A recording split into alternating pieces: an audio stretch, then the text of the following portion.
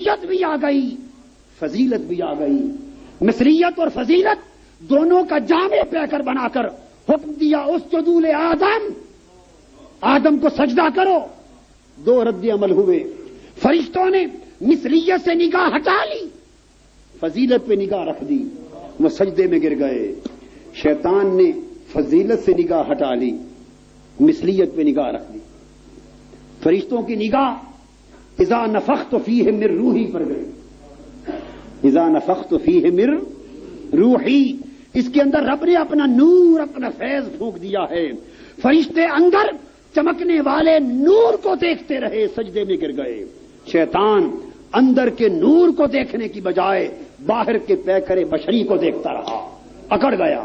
رب نے پوچھا شیطان میرے حکم کے باوجود تو نے سجدہ کیوں نہیں کیا؟ سجدہ کیوں نہیں کیا؟ ابلیس بولا لم اکن لاسجد لبشر، اے مولا یہ بشر ہے۔ شیطان بول رہا ابلیس لم اکن لاسجد لبشر، میں اس بشر کو سجدہ کیسے کرتا؟ دوسرے مقام پہ بولا شیطان کہ کیسے سجدہ کرتا؟ خلقتنی من نار و خلقتہ من طین، مجھے تو نے آگ سے بنایا، اسے مٹی سے بنایا۔ اپنا اور آدم کا مقابلہ کرنے لگا، ان کی بشریت بیان کرنے لگا۔ بشریت حضرت آدم کی اللہ نے بھی بیان کی تھی، انی خالق بشرا، اللہ پاک نے خود بیان کی تھی کہ میں پیکر بشری بنا رہا ہوں۔ اس بشریت کو فرشتوں نے بھی دیکھا تھا مگر اچھالا نہ تھا۔ آئے آئے، بشریت کو فرشتوں نے دیکھا تھا، بشریت کو مانتے تھے مگر اس کو اچھالتے نہ تھے، اصرار نہیں کیا، اچھالا نہیں۔ شیطان نے دیکھا، وہ اچھالنے لگا، یہ بشر ہے، اس کو سجدہ کیسے کروں؟ رب کائنات نے فرمایا ابلیس یہ بشریت تو فرشتے بھی دیکھ رہے ہیں، تو بھی دیکھ رہا ہے، میں بھی دیکھ رہا ہوں، مگر انہوں نے مثلیت اور بشریت کو اچھالا نہیں، فضیلت دیکھی، سجدے میں گر گئے، وہ میرے مقرب ہو گئے۔ تو نے مثلیت پہ نگاہ رکھی، بشریت کو اچھالا، فاخرج منہا انک رجیم، دفع ہو جا میری بارگاہ سے، تو قیامت تک مردود بنا دیا گیا۔ تو مثلیت پہ اصرار کرنے سے شیطان مردود ہو گیا، اور فضیلت پر اصرار کرنے سے فرشتے مقرب ہو گئے۔ یہ شیوا مثلیت کو دیکھنا، فضیلت کو نظر انداز کرنا منافقت ہے۔ قرآن مجید اس پر گواہ۔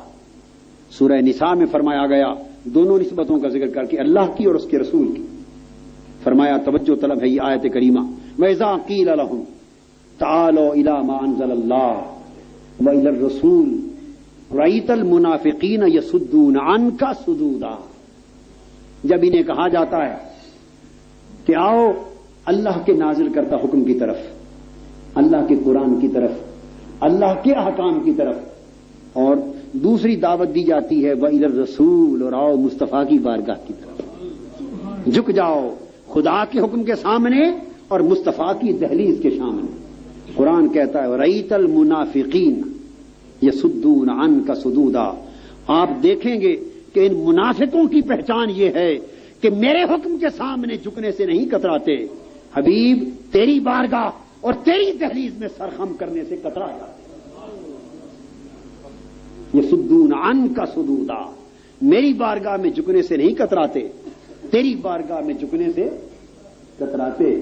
تو وہ لوگ جو رب کی بارگاہ میں جھکتے مگر رسول کی بارگاہ کے واسطے کو لازم نہیں ٹھہراتے، ان کا رب کی بارگاہ میں جھکنا بھی خدا کی بارگاہ میں منافقت تصور ہوتا، منافقت ہے۔ دعوت اللہ اور دعوت الرسول، جس نے دو دعوتوں میں فرق کیا اس نے نفاق کر لیا، اور جس نے دعوت الرسول کو ہی دعوت اللہ جانا اور دعوت اللہ کو ہی دعوت الرسول جانا، وہ صاحب ایمان ہو گیا۔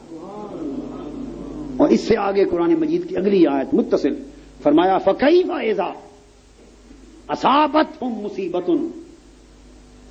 بِمَا قَدَّمَتْ أَيْدِيهِمْ ثُمَّ جَاءُوكَ يَحْلِفُونَ بِاللَّهِ إِنْ أَرَدْنَا إِلَّا إِحْسَانًا وَتَوْفِيقًا۔ قرآن مجید کہتا ہے بس پھر ان کا حال کیا ہوتا ہے، منافقوں کی بات ہو رہی، پھر ان کا حال کیا ہوتا ہے یا پھر ان کا حال کیا ہوگا۔ فَكَيْفَ إِذَا أَصَابَتْهُم مُّصِيبَةٌ بما قدمت ایدیہم، جب ان کے اپنے کرتوتوں کی وجہ سے ان پر مصیبت آئے گی،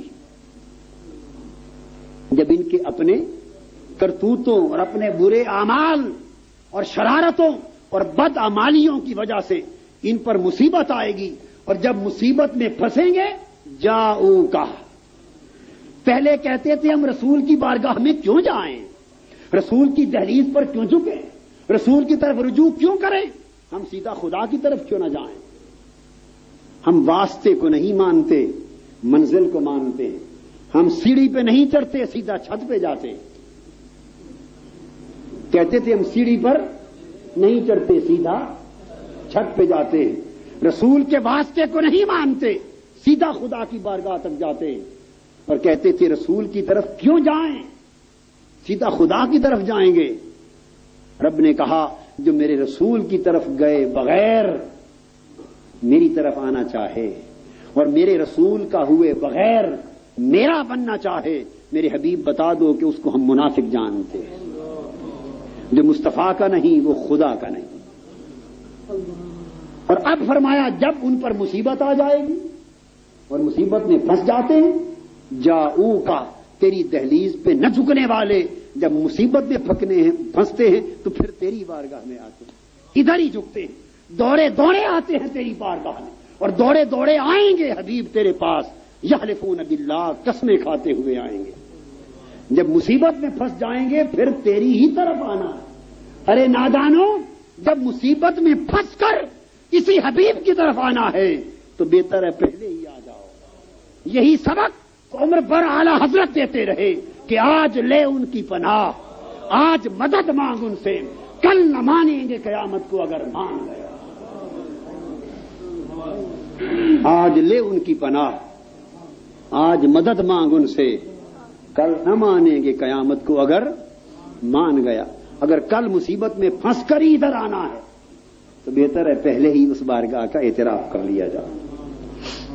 اس پر حکم دیا پھر وَلَوْ أَنَّهُمْ إِذ ظَّلَمُوا أَنفُسَهُمْ وَمَا أَرْسَلْنَا مِن رَّسُولٍ إِلَّا لِيُطَاعَ بِإِذْنِ اللَّهِ وَلَوْ أَنَّهُمْ إِذ ظَّلَمُوا أَنفُسَهُمْ جَاءُوكَ، فرمایا لوگوں اگر جانوں پر ظلم کر بیٹھو، گناہ کر بیٹھو، نافرمانی کر بیٹھو، جانوں پر ظلم کر بیٹھو اور تمہیں خیال آ جائے کہ رب کو منا لیں، رب ناراض ہو گیا ہوگا، سزا ہوگی، نافرمانی ہوگی، دوزخ آئے گی، خیال آ جائے کہ رب کو منا لیں تو جاؤکا، اگر مجھے منانے کا خیال ہے تو میری مصطفیٰ کی بارگاہ میں جایا کرو۔ جاؤکا، جو لوگ اپنی جانوں پر ظلم کر بیٹھے، بہتر ہے کہ مجھے منانے کے لیے حبیب تیرے پاس آ جائیں، تیرے قدموں میں آ جائیں، تیری دہلیز پر سر تسلیم خم کر لیں۔ مولا حضور کی بارگاہ میں آ کر پھر کیا کریں؟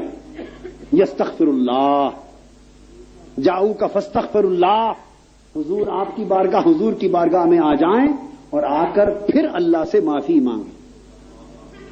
میرے حبیب تیری بارگاہ میں آئیں اور آ کر پھر مجھ سے معافی مانگیں۔ باری تعالیٰ اگر یہاں بلا کر بھی معافی اپنے آپ سے ہی منگوانی تھی تو وہیں گھر بیٹھے منگوانے مانگنے دیتا، یعنی یہاں بلایا جاؤکا، میرے حبیب کی خدمت میں آ جاؤ، میرے حبیب کی بارگاہ میں آ جاؤ، ادھر چک جاؤ، اور ادھر بلا کر اب کہا پھر مجھ ہی سے معافی مانگو۔ جب یہاں آ کر بھی معافی باری تعالیٰ آپ ہی سے مانگنی تو اتنا سفر کیوں کروایا؟ ادھر بلانے کی بجائے گھر بیٹھے ہی تجھ سے معافی مانگ لیتے۔ تو خود تو کہتا ہے انی اجیب دعوت الداع اذا دعان فلیستجیبوا لی، ہر ایک کی سنتا، ہر ایک کو سنتا، اتنا سفر کیوں کرایا، ادھر کیوں بلایا؟ فرمایا اسی لیے تاکہ یہ سفر اس لیے کرایا کہ اس سقر کو نکال دوں، یہ سفر اس لیے کرایا کہ اس موڑ مروڑ کو نکال دوں۔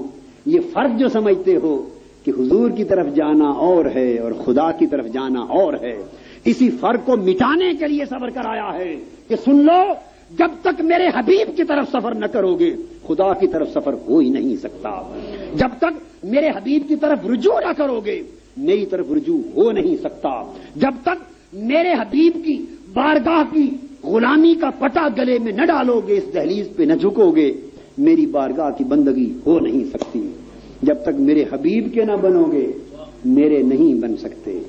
اسی فرق کو مٹانے کے لیے سفر کرایا ہے۔ تو باری تعالیٰ آکے تجھ سے معافی مانگ لی ہے، معاف کر دے، ہمارے گناہ معاف کر دے، معافی مانگتے ہیں، اب معاف کر دے۔ حکم ہوا نہیں، اب تم چپ کر جاؤ، تمہارا کام ختم ہو گیا، تمہیں اپنے حبیب کی بارگاہ میں بلانا تھا، تم آ گئے، اس دہلیز پر جھکانا تھا، تم جھک گئے، تمہاری اکڑی گردن کو اس حبیب کی دہلیز پر خم کرنا، خم ہو گئی، اور پھر تم نے آ کے مجھ سے معافی بھی مانگ لی، بس اب چپ کر کے کھڑے ہو جاؤ، اب ایک کام اور رہ گیا ہے، مجھے کر لینے دو۔ باری تعالیٰ وہ کام کون سا رہ گیا؟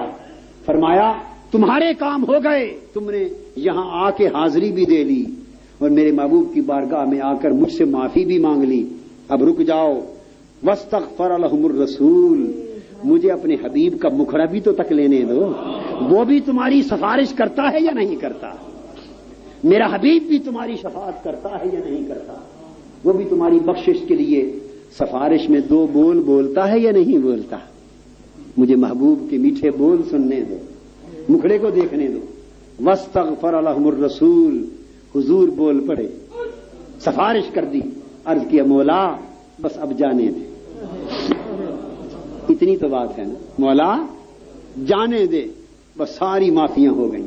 لوجد اللہ توابا رحیما، مجھے اپنی عزت کی قسم، اگر حبیب تمہاری شفاعت میں دو بول ہی بول دے، تمہاری ساری خطائیں معاف کر دوں گا، لغزشیں معاف کر دوں گا، توبہ قبول ہوگی، اور خالی توبہ ہی قبول نہیں ہوگی، آئے تھے معافی مانگنے، جاؤ گے رحمت سے جھولیاں پر۔